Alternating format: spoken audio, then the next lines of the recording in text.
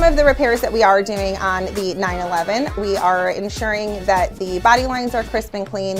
We are making sure that any of the gaps have been tightened so that, over the years, sometimes those things may shift, so we're just making sure all those are tightened. We are straightening out the engine lid area, making sure everything lines up crisp on there.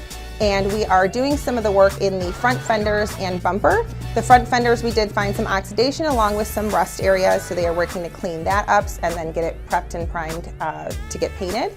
And then we are also have the front bumper off, and we are going to be sealing up the two holes that are there for the current fog lights. They want to go with a more streamlined look, so it's going to look a little bit more sleek. Plug up those holes, and then we will send it over to get prepped. I will go through paint, and then we are going to do a full wet sand and buff and make sure the car looks fresh and ready for the challenge this year.